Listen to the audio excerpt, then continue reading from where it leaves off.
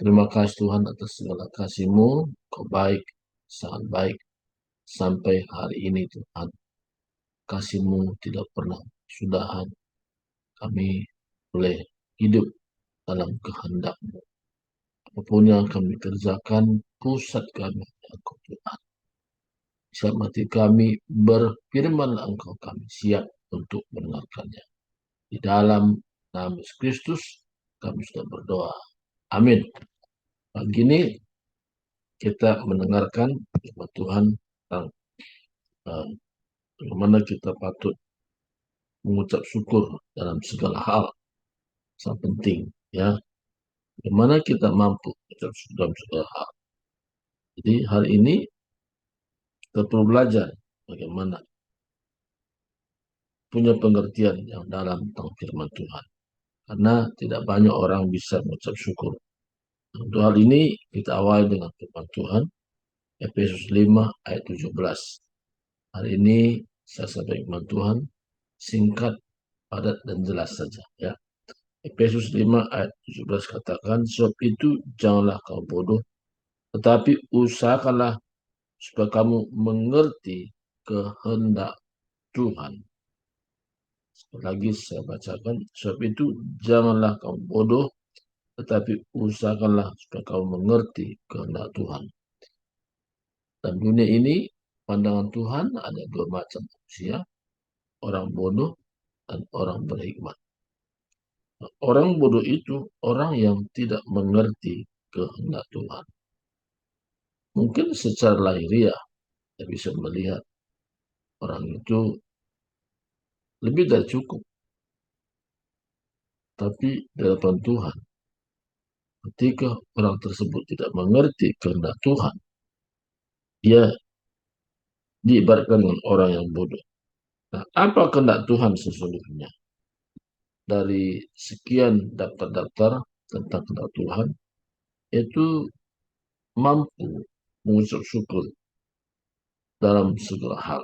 1 Tesalonika 5 ayat 18 katakan, mengucap syukurlah dalam segala hal, sebab itulah yang dikehendaki Allah di dalam Kristus Yesus bagi kamu.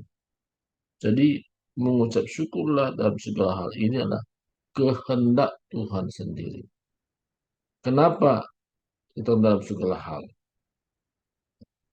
Tuhan mau dalam hidup kita memiliki gaya hidup, yaitu mengucap syukur. Bukan hanya saat kita tidak berkat sesuatu, kita mengucap syukur. Saat doa kita dijawab Tuhan, kita mengucap syukur. Tapi saat situasi, kondisi, keadaan di mana kita dalam kondisi sangat perlu ditolong, tapi di situ kita mampu mengucap syukur karena hal yang pertama, bahwa Tuhan tidak pernah membiarkan. Jadi apapun keadaan kita, kondisi kita, tapi satu hal yang kita percayai, Tuhan tidak pernah meninggalkan.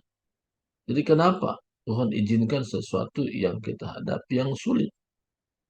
Nah, dari situlah Tuhan mau kita belajar.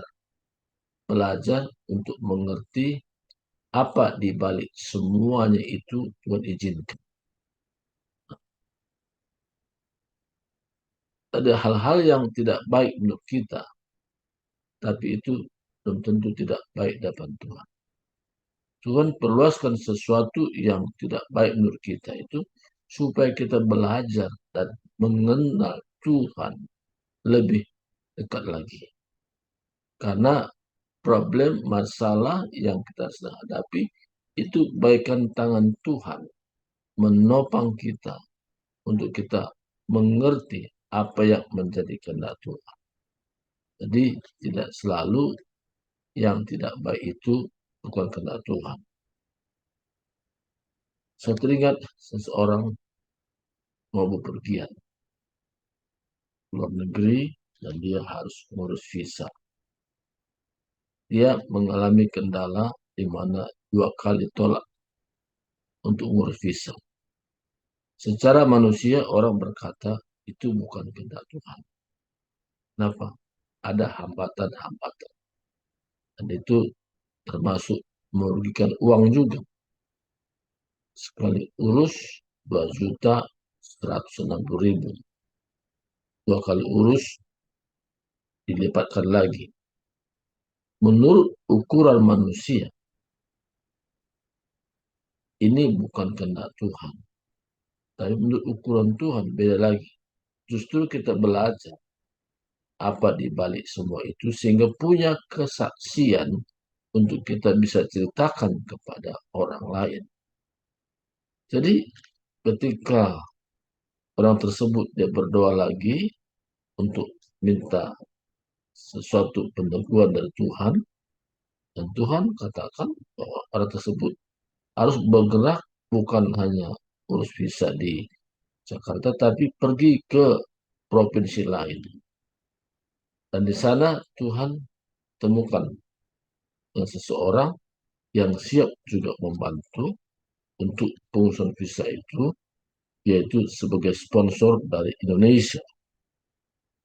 Jadi, semua surat-surat diubah, sehingga yang mohon visa itu bukan orang yang datang, tapi orang yang mengundang yang memohon visa buat dia. Ketika dalam masuk wawancara, pegawai di situ yang punya otoritas berkata, ketika dicek dokumennya semua, dia bilang, pulang. Kami tidak perlu wawancara dengan Anda. Tapi kami wawancara dengan pihak sponsor yang mengundang Anda dan pihak sponsor yang menjamin Anda akan pulang ke Indonesia. Nah, jadi saudaraku, dari sini kita bisa belajar bahwa kalau ada hambatan-hambatan itu, kita tidak bisa mengambil kesimpulan bahwa itu bukan kehendak Tuhan. Contoh lagi ya, kalau seseorang sudah sakit 2 hari lebih, tidak bisa bangkit dan tempat tidur, berbaring, makan juga, mau air kecil pun harus di tempat tidur juga pakai botol aqua, ya kan? Seperti itu kondisinya. Nah, tidak bisa makan, paling lemah, tapi orang tersebut dia punya iman. Dia belajar tentang iman, bagaimana mujizat Tuhan, kuasa Tuhan tidak pernah berubah dari dulu, kemarin, dan sampai hari ini. Dan Tuhan taruh iman dalam hati orang tersebut. Dia mempercayainya bahwa Tuhan adakan mujizat. Dan dia percaya tentang iman ini, apa yang Tuhan taruh dalam hatinya. Waktu dia berbaring, dia seperti melihat suatu pemandangan. Dalam dia terbaring, atau tutup mata, tapi dia bisa melihat suasana iman dalam satu ibadah yang luar biasa. Hadirat Tuhan di sana, dia seperti tidak sakit, dalam kondisi lemah, dia menyembah Tuhan sambil angkat tangan. Saudara Kristus Tuhan, ketika dia bangkit, dia bangun daripada tidurnya, dia bilang, saya mau makan, saya sudah sembuh. Orang kaget, masih lemas tapi dia sudah sembuh. Nah, tindakan-tindakan yang dilakukannya itu, yaitu tindakan iman. Ketika dia makan, selesai, tidak tahu jam berapa, proses kesembuhan terjadi, dia sembuh total dan tidak perlu ke klinik. Nah, itu menjadi modal dia bersaksi kemana-mana buat bahwa kuasa Tuhan itu tidak pernah dulu, sekarang, dan sampai hari ini. Jadi banyak peristiwa-peristiwa yang kita alami, tidak selalu hal menyenangkan, tetapi dalam kondisi itu mampu nggak kita mengucap syukur? Ya kan?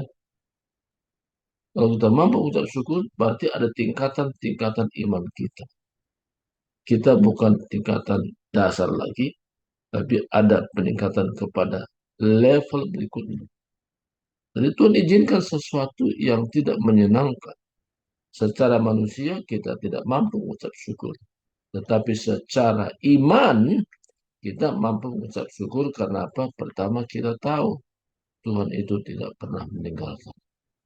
Yang kedua kita percaya bahwa dalam kondisi apapun Tuhan menolong pada waktunya. Waktu Tuhan dan waktu kita sangat beda.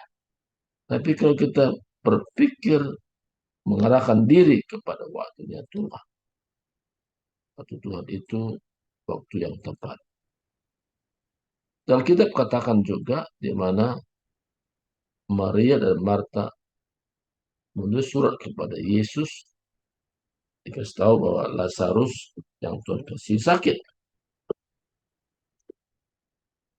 Tapi sengaja Yesus berlambat-lambat, sengaja menunda waktu untuk pergi ke keluarga ini.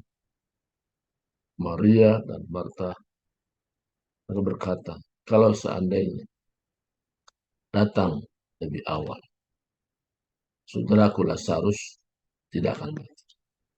Tapi sekarang, apa artinya sekarang? Ia sudah dikurang.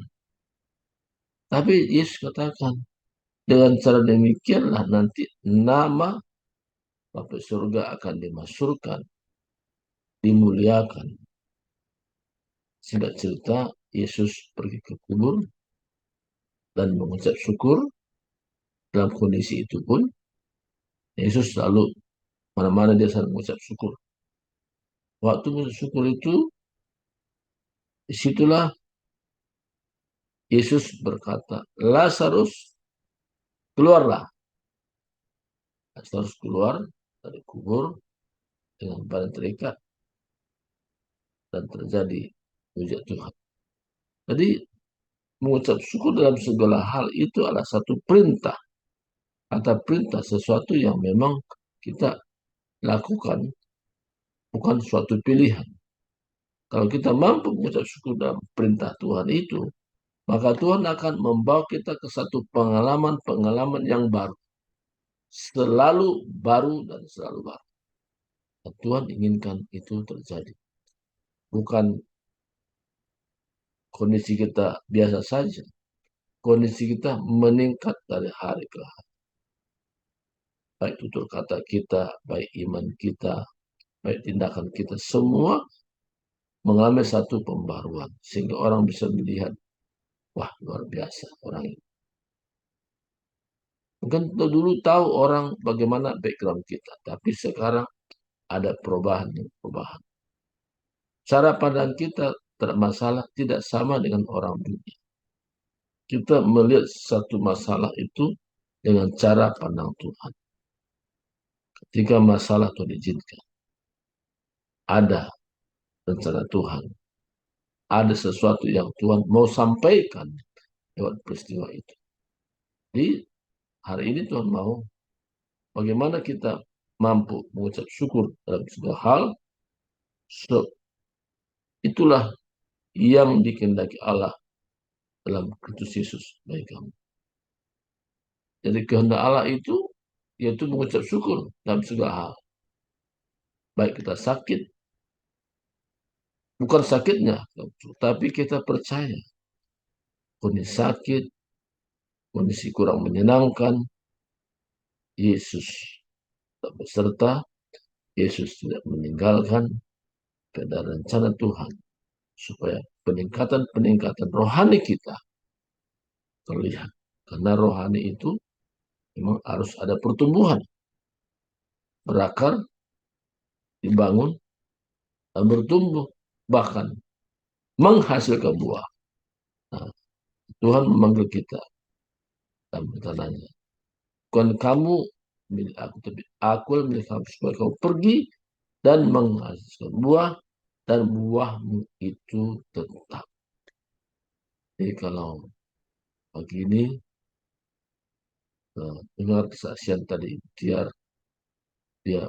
bisa meninggalkan keluar zona nyaman, pergi ke Malang diperlengkapi dengan metode praktis bagaimana penjangkauan jiwa-jiwa dengan metode praktis. Orang biasanya sulit keluar dari zona nyaman. Zona nyaman itu artinya sesuatu yang sudah senang. Udah di sini aja lah. Saya katakan kepada banyak orang, Yesus menunjukkan bagaimana dia keluar dari zona nyaman. Surga itu surga yang indah, tidak ada air mata. Tapi Yesus tinggalkan surga datang ke dunia. Dia mau menderita. Kenapa? Karena penderitaan itu banyak orang diberkati, bahkan mengambil kesimpulan untuk ke surga hanya melalui Yesus Kristus yang memberikan contoh meninggalkan surga, datang ke dunia, dan menceritakan tentang surga juga karena dia berasal dari sana. Jadi setiap orang percaya kepada Yesus Kristus tidak binasa, melainkan oleh hidup kekal. Jadi pagi hari ini Tuhan rindukan kita mengerti apa yang menjadi kehendak Tuhan, itu mengucap syukur dalam segala hal.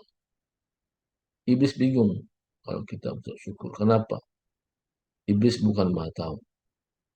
Tapi kita mengucap syukur dalam segala keadaan yang kita hadapi, apakah dengan diri kita, apakah orang sekitar kita, orang kita kasihi, kita mengucap syukur karena kehendak Tuhan itu adalah kehendak yang luar biasa, supaya cara pandang kita meningkat, tidak sama seperti dulu.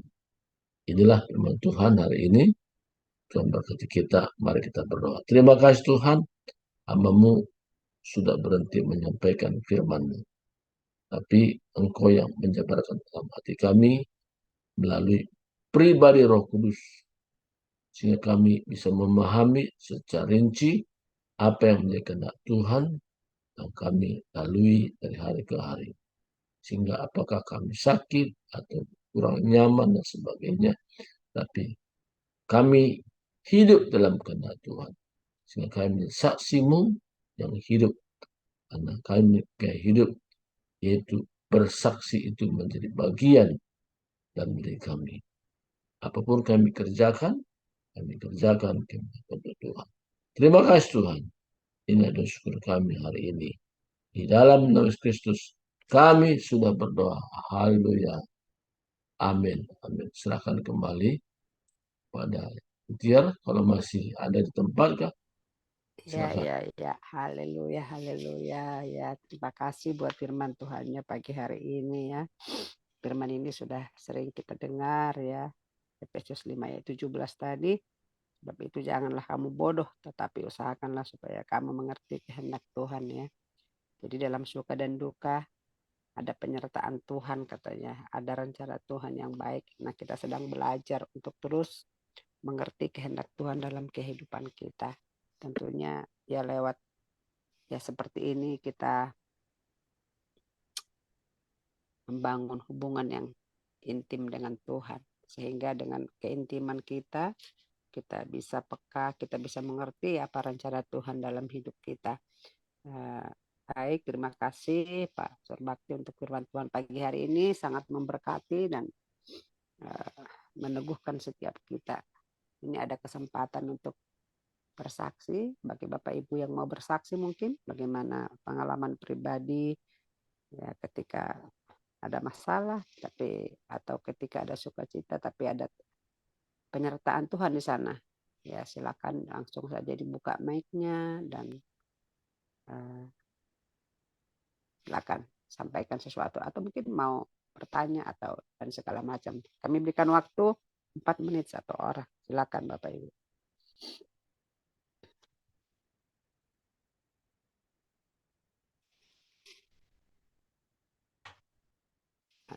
Nggak ada yang mau bersaksi, semua baik-baik saja, semua aman ya, dan semua mengerti ya.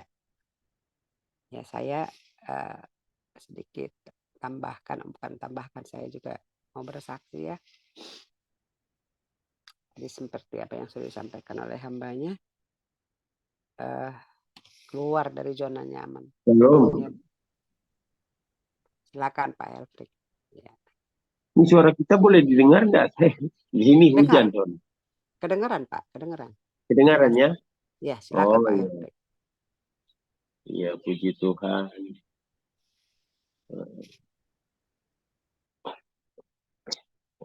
Ya. Nah, istri baru kasih hidup lampunya. Ya, silakan Pak. Ya, seberapa kita yang ada di Tuhan, ya Tuhan hadir di tengah-tengah kita. Kemarin kita ada di KFI, hari ini ada bergabung di sini karena hujan. Kalau enggak, mungkin kita sudah dalam tugas juga, karena memang kita punya tugas ya di pelayanan, memenuhi pelayanan dengan bekerja sebagai petani. Kalau dulu di kapal, sekarang sudah di kebun. Kalau dulu pegang pensil, pegang pulpen, ya sekarang sudah pegang cangkul. Namun puji Tuhan, Tuhan pelihara kita, ya Tuhan tetap jaga lindungi kita, ya. Karena ukuran kebahagiaan yang saya sadar itu bukan oleh karena kita berlimpah harta, berlimpah materi, karena kita juga sudah mengalami dulu-dulunya bagaimana kita juga ya sebagai nakoda kapal itu hidup agak dapat dikatakan seperti glamor, tetapi sekarang terjaga dan terpelihara oleh karena kebenaran firman Tuhan yang bukan saja didengar, yang bukan saja dimengerti, tetapi itu kita mengalami dalam hidup ini. Ya. Ya. Jadi kita harus bergaul dengan Tuhan. Ya. Kita harus bergaul dengan Tuhan. Nah, itu yang kita alami dalam hidup ini ketika kita bergaul dekat dengan Tuhan. Kita banyak memahami orang-orang di sekeliling kita, mulai daripada keluarga kita, karena perubahan itu terjadi mulai daripada diri kita. Ya, kita tidak mungkin bisa merubah orang lain kalau kita sendiri belum berubah atau tidak berubah. Maka dimulai daripada diri kita untuk perubahan itu. Ya. Sehingga kita bisa merasakan anak-anak, istri bisa berubah oleh karena ya kita sudah diubahkan oleh Tuhan. Ya. Ya. Jadi firman Tuhan tadi yang menanggapi sedikit luar biasa. Sebab itu janganlah kamu bodoh, tetapi usahakanlah supaya kamu mengerti kehendak Tuhan. Ya, bodoh mungkin kita orang sudah langsung memahami, mengertinya. Wah, ini nggak boleh bodoh, nggak bisa membaca, nggak bisa menulis. Ini yang dikatakan bodohnya. Tetapi lebih daripada itu, sebenarnya Tuhan berbicara kepada setiap kita. Jangan kita itu bebal. Ya, walaupun mungkin kita tidak bisa menulis, tidak bisa membaca, tetapi setidaknya ketika kita mendengarkan kebenaran firman Tuhan, ketika kita mendengarkan khotbah-khotbah yang disampaikan, apalagi saat ini melalui YouTube atau melalui media sosial, kita kan bisa dengar. Tidak mesti harus memang ya kita yang dimaksud adalah bodoh, tidak bisa membaca, tidak bisa menulis. Sebab bagian B-nya mengatakan, tetapi usahakanlah supaya kamu itu mengerti kehendak Tuhan. Nah, luar biasa. Jadi kita itu dengan mendengar, dengan melihat, kalau kita mau meresponi, kita bisa mengerti itu firman Tuhan. Kita bisa mengerti itu kehendak Tuhan.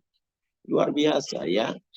Tuhan itu tidak memaksakan kehendaknya. Memang kalau bagi orang yang dari dulunya sudah nggak bisa membaca, nggak bisa menulis, tetapi kan dia bisa mendengar, bisa melihat. Ya, dan itu kami bukan saja menyatakan penyampaian khotbah lewat perkataan saja, tapi tindakan pun itu kami lakukan dalam kehidupan ini. Ya, sebab itulah yang lebih penting, praktek kehidupan itu, praktek kehidupan di dalam hidup kita sehari-hari.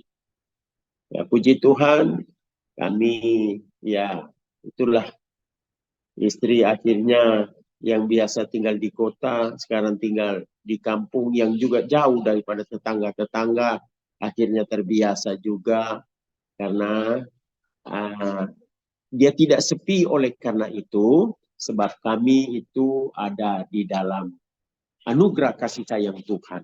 Ya, kesepian itu bisa hilang, bisa tidak bisa kita rasakan karena ada kebahagiaan sukacita di dalam Tuhan. Sekalipun kita di tengah-tengah keramaian, di tengah-tengah banyak orang yang rasanya orang lihat, oh dia bersukacita, dia bisa bergembira, dia kelihatannya berkelimpahan harta. Kita pandang, wah dia itu enak ya, dia itu bahagia ya. Enggak, itu bukan jaminan. Ya, bukan jaminan. Begitu juga kita sebagai pekerja. Kelihatannya, wah dia ada di lantai 58 seperti dulu saya pernah ada kantor di lantai 58. Wah enak betul ya. Dia sudah ada kopi, ada kue atau cookies. Tinggal mau ada semuanya. Nah, sekalipun kita lihat kelihatannya enak. Atau kalau kita di kapal itu ada kapal passenger atau cruise yang orang kita lihat begitu enak. Tetapi itu belum tentu mereka mengalami bahagia sukacita. Ya. Tetapi kalau kita sungguh-sungguh ada di dalam sumber daripada sumber sukacita itu, yaitu Tuhan Yesus, pasti kita bahagia. Kalau orang sungguh-sungguh, kalau kita sungguh-sungguh sama Tuhan, punya keintiman, keakraban. Adakah masalah yang timbul? Ada. Karena orang tidak suka melihat orang lain senang. Ada. Tapi kita tetap ada kebahagiaan di dalam hati kita. Di dalam nurani kita itu tetap ada bahagia. Itu saya mengalami, saya percaya itu. Sekalipun kita ada di lembah kekelaman. Ya, sebab firman Tuhan jelas, hanya dekat Allah saja aku boleh gembira, aku boleh sukacita. Haleluya. Terima kasih. Tuhan Yesus memberkati. Amin. Serahkan sama Ibu Tia. Oke, wow, luar biasa. Makasih banyak Pak Helfrik buat kesaksiannya, dahsyat ya. Ya betul. Dulu tinggal di kota, dari mall ke mall ya. Wah, tiba-tiba ke desa. Tapi itu tadi anugerah itu ya, kasih karunia Allah itu mampu. Sama Pak, saya juga dulu begitu ya, tinggal di kota, sekarang tinggal di desa gitu ya. Ketika di desa itu, tapi begitu itu tadi, kita makin ke desa rupanya kita merasakan Tuhan itu dekat ya. Dan itu yang luar biasa. Oke, Oke, makasih Pak sedikit Hendrik lagi buat mungkin ditambahkan. Kita bisa ya. lihat hari-hari ini ada banyak orang-orang yang di kota-kota besar. Kita lihat ya, di kota-kota besar, di negara-negara maju seperti di bule-bule yang kaya-kaya. Mereka malah pergi ke hutan mau berteman dengan monyet. Karena ternyata di kota-kota besar, di negara-negara besar, negara-negara maju, di sana pun mereka tidak mengalami kebahagiaan. Dengan monyet dia berkawan, dia malah bisa bahagia. Oke, itu saja. Ya, yes. Oke, baik. Terima kasih ya. Kata kuncinya intim dengan Tuhan, mengalami Tuhan ya, dahsyat. Baik, ada lagi Bapak Ibu, satu orang lagi sebelum doa penutup.